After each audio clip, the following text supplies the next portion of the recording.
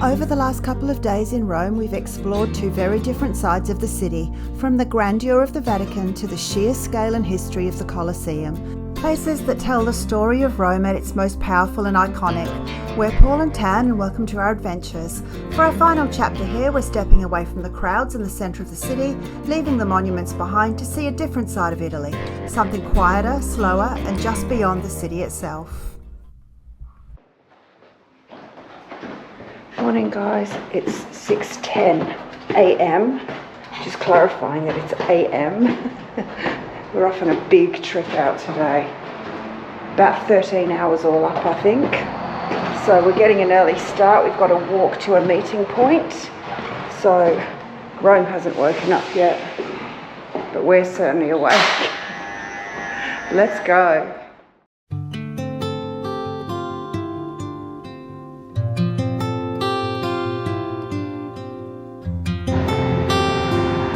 Place looks decidedly different during the early morning, doesn't it? These sidewalks are usually packed with cafe tables and chairs, and they seem to pack it all up at night, but it's certainly a different place first thing in the morning.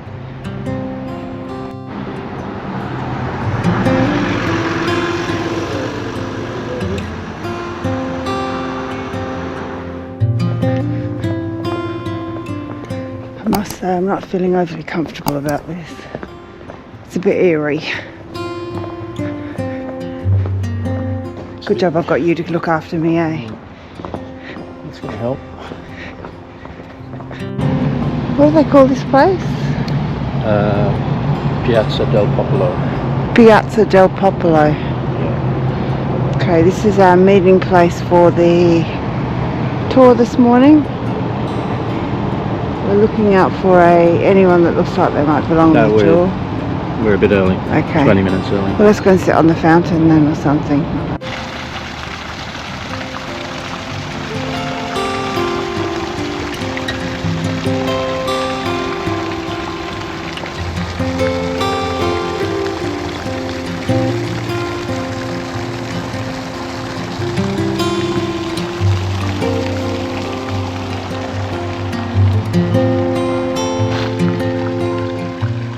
It's all very grand, isn't it?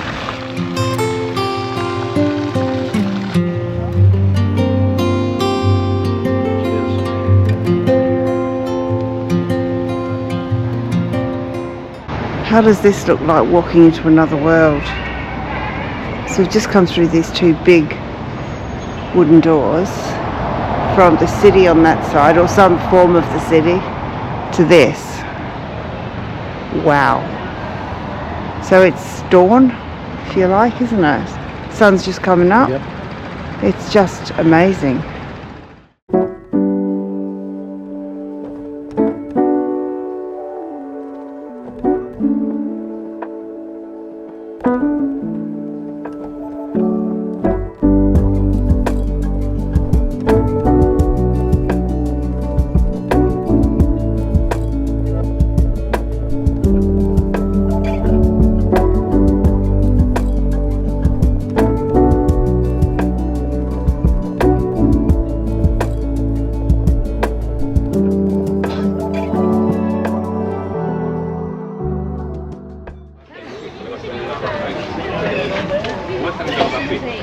We've made it into Pompeii after 3 hours in a bus. Wish us luck. It's hectic. After more than 3 hours travelling from Rome, we arrive in Pompeii, a city forever paused in time. In 79 AD, Mount Vesuvius erupted with devastating force, burying this thriving Roman town beneath ash and pumice in a matter of hours. Today, with a local guide leading the way, we're about to walk through streets that haven't changed in nearly 2,000 years. As we move through Pompeii, the city begins to feel remarkably familiar. There are homes, bakeries, taverns and workshops lining the streets, spaces once filled with everyday life. These weren't grand monuments, but places where people lived, worked and gathered, making Pompeii feel unusually personal compared to other ancient ruins. The streets themselves tell their own story. Original cobblestones remain worn smooth by centuries of foot traffic, carts and animals. Raised stepping stones allowed pedestrians to cross while water flowed through the streets below. The Stabian baths offer insight into daily Roman routines. Bathing here wasn't just about hygiene, it was a social ritual. These spaces were places to relax, exercise and socialise, showing how advanced Roman engineering and public life really were.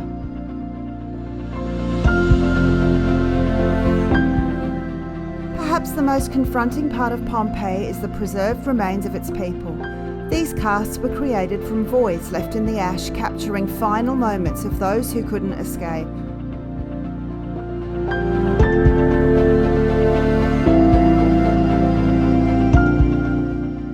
Even Pompeii's more intimate spaces have survived. The brothel reveals another layer of Roman society, complete with explicit frescoes that advertise services. It's a stark reminder of how open and unfiltered daily life here once was.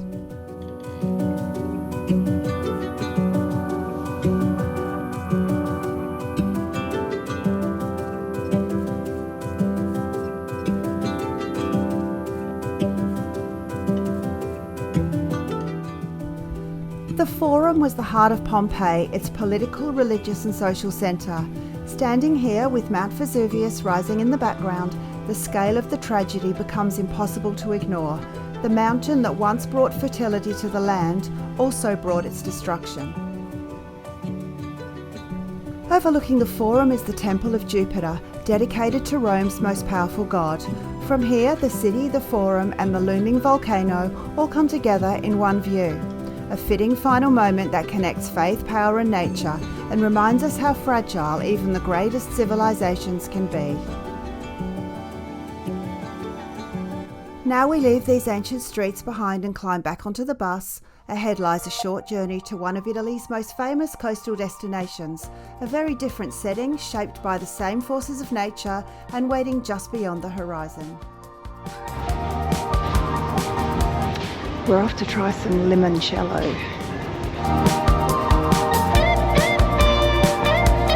We have had this before in Australia. Don't mind telling you now, we do like it already, but we're going to do the free taste anyway. Straight from the factory. Yeah.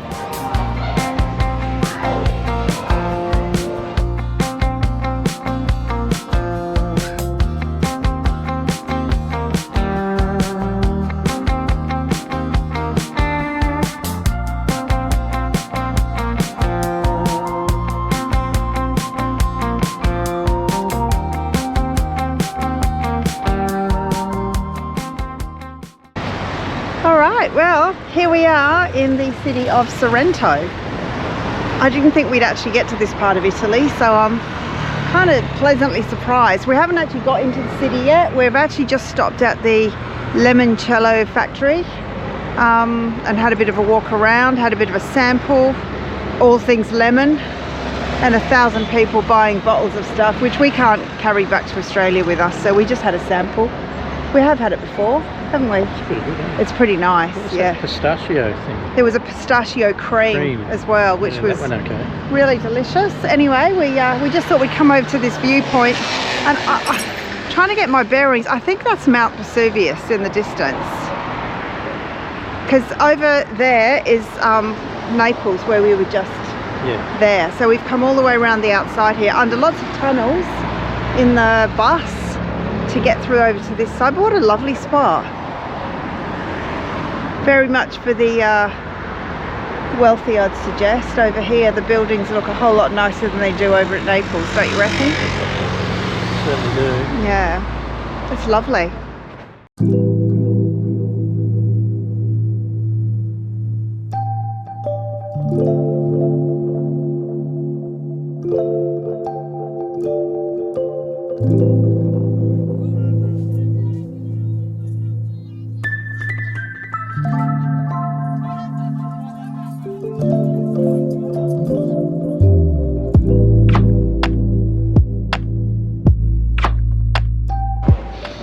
Smell the leather.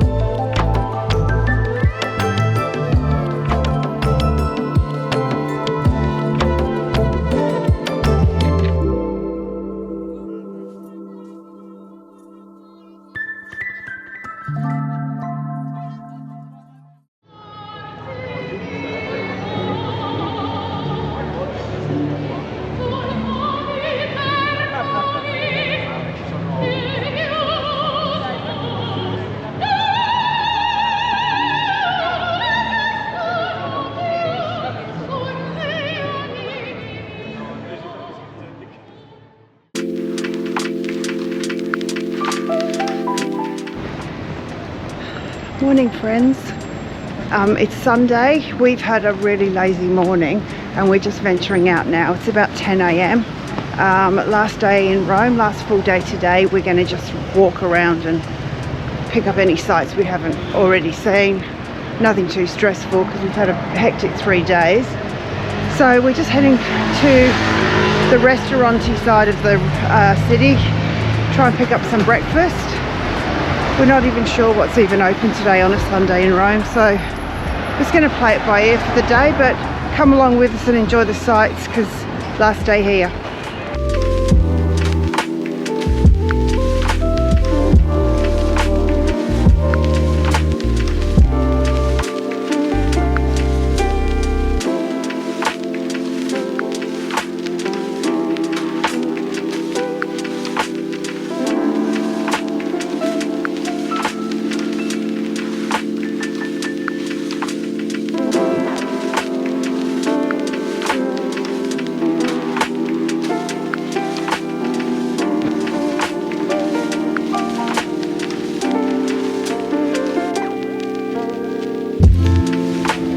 Place is just coming alive.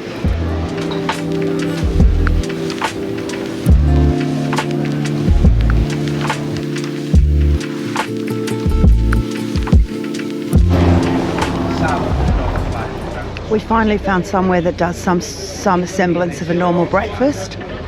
We've wandered around here for 45 minutes and everywhere's just selling pizza and pasta at 10 a.m. in the morning.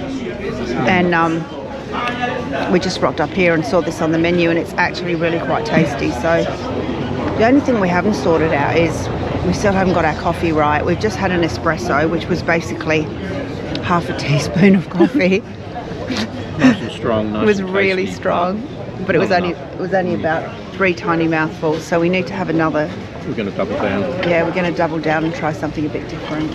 Oh, what was that? A leaf. I'm getting attacked. Yeah. So anyway, not a bad start to the day. So that's always a good sign.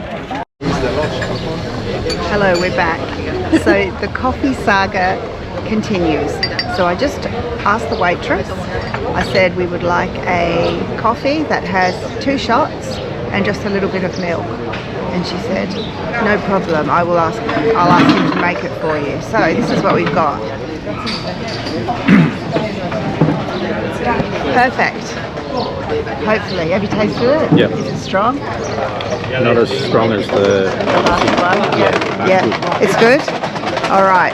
So that was a specially made one just for us. I don't think it has a name, although she did say that you can get a cappuccino with a little bit of milk or a double shot cappuccino, and I said only with a little bit of milk. So I don't know what that is, but it looks like we finally, on our last day in Rome, cracked the code of coffee. But you've got to find the right waitress also, because sometimes they're not very helpful. Hey, this one was very, very helpful, and she had a bit of a laugh with us about it. So she said she totally understood our dilemma, which is always. She's had 3 espressos already. Yes, she said she's had 3 espressos already. So anyway, I'll go and enjoy my coffee.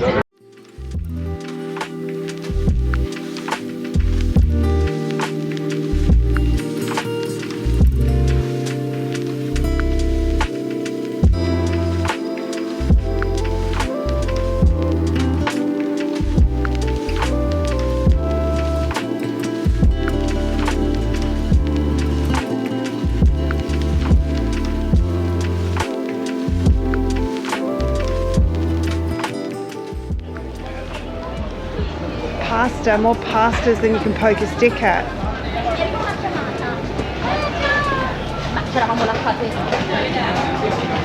Markets are a happening place around here. Most of the wares in the stalls are pastas and wooden spoons. Cheese, meats.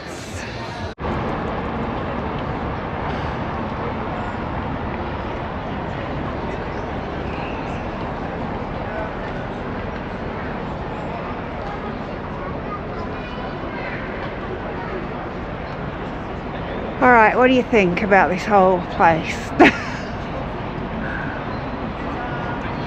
I actually quite like it, to be honest. Yeah.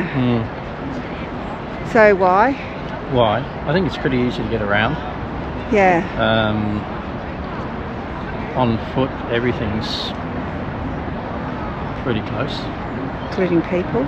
I mean, there's a lot of people around, but it's Rome, so you have to expect that. Probably the lack of personal space. I find that there's not. It seems like when you look at a map that everything is quite spread out, but when you start walking to find something, it doesn't seem like it's that far. No. There's lots of little cut-through alleyways, and there's a lot to see on the way to, from everywhere. one thing to another. You're constantly looking at stuff, so yeah, it's actually pretty good. Yeah, I've enjoyed it. I really have. I find that wherever we've been, it's a maximum half-hour walk back, even from the 40 minutes maybe from the furthest away point from where we're staying. We are in a really good spot, I think. But yeah, so at the moment we're standing up next to it's a monument to the first king, and rumour has it, and I could be wrong, is that the locals don't like it because it's not in keeping with the local building architecture. It's very flamboyant, isn't it? There's lots of really loud sculptures of flying horses and crazy chariot things, and yeah, it does stand out, but it doesn't stand out because it stands out because it's different. Yeah, so we're standing. We're not right next to it now. It's over there, around the front of underneath this horse, and around the other side. But this is a nice viewpoint. You can see this. It's like this flat out all the time. I think the one disappointing thing about this place is the graffiti. Yeah. It's everywhere. Yeah, agreed. And they would have literally given up trying to get on top of it. It's impossible. Yeah, around these sort of parts where all of we're near the Colosseum now. It's not too bad. No. Well, it's not on any of the ancient ruins, but if you go out towards the sort of outer city and down the laneways, it's actually really bad. Yeah. It's a pity because there's some beautiful buildings and big wooden doorways and all that are just trashed. Yeah, and there's stickers all over them. Yeah. And paintings. Anyway, I guess. Yeah, I know. It's a big joint and lots of people, so you're going to get your share of tickets, but it's just. It's a pity and rubbish. Oh yeah, loads of rubbish. Well, they seem to just have rubbish collections like a lot of European cities where people just put their bags out on the streets. So during the night, anything can happen. Yeah, they get kicked open and there's garbage around. But outside of that, it's pretty good. It's been a really good few days here. Yeah. As I said earlier, we're just kicking around trying to just see all the bits and pieces that we haven't seen. So we're just really strolling, not looking for anything in particular. We haven't been up this way before. So yeah, we'll just keep going and keep sharing what we see. Yeah, all right.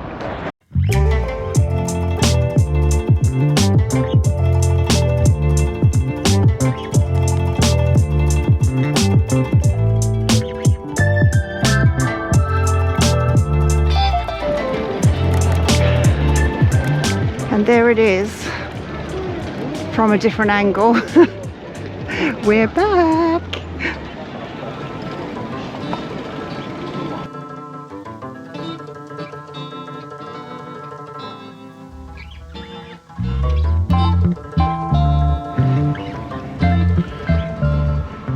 So we've come up off the main street into this like park area just to get some different perspectives of this grand building. It's not a great view, but you can see on that top left corner how it's kind of in all sorts of states of crumbling, but I'm guessing it's braced from the other side. Well, actually you can tell that it is because it's all like you can see the angled brick part that's probably been added to hold all that together. Those arches that are blocked up were probably once open.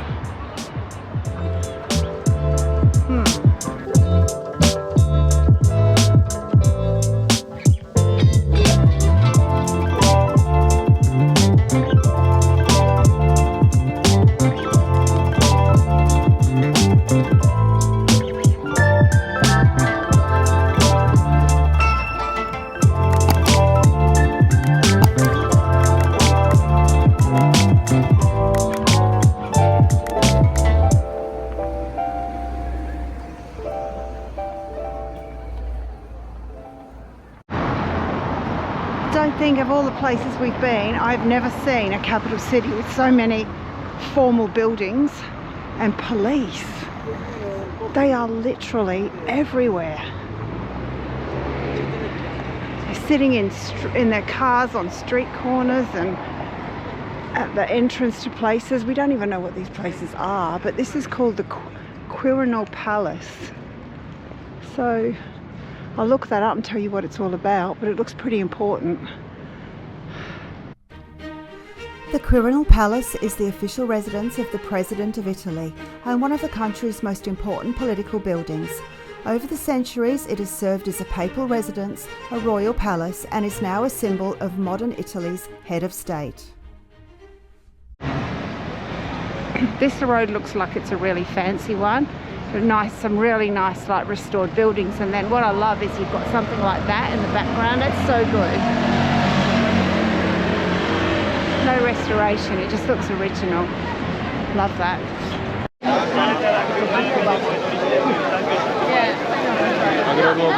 I'm actually so happy. I saw it at night. Are you actually serious? Okay. Sunset and at night it's beautiful.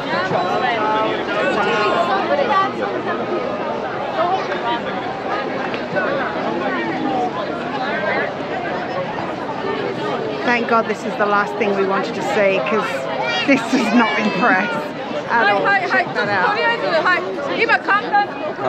Not overly keen. As our time in Rome comes to an end, it feels like a city you don't just visit, you carry it with you. Every street, ruin and quiet moment adds another layer to a place shaped by centuries of history and everyday life. Tomorrow, we leave Rome behind and set out for a new destination. A different landscape, a different rhythm, but a journey that continues just beyond what we're ready to share. For now, this is where our chapter in Rome closes and the next one begins. Thanks for joining us, and don't forget to like, subscribe and share if you're enjoying our content. See you in the next one. Cheers!